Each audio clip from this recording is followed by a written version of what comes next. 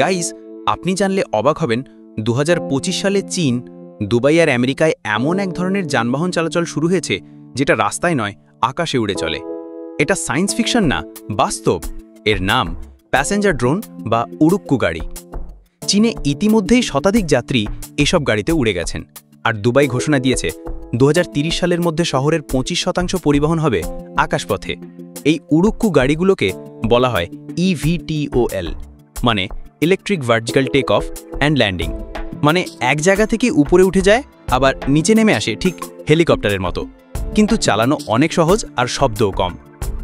Hank, জববি aviation, ভোলোকপ্টার, এই কোম্পানিগুলো ইতিমধ্যেই সরকারি অনুমোদন নিয়ে যাত্রী পরিবহন শুরু করে দিয়েছে।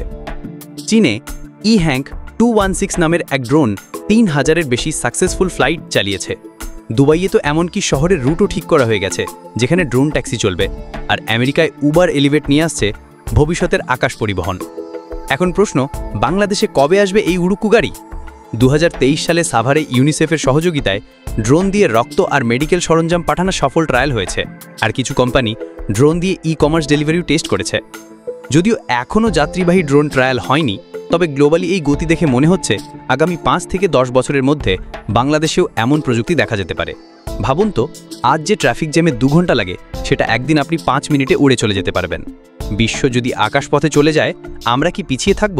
স্মার্ট বাংলাদেশের স্বপ্ন কি আকাশে উড়বে? কমেন্টে জানান, আপনি কি উড়ুক্কু গাড়িতে প্রথমে চড়তে চান?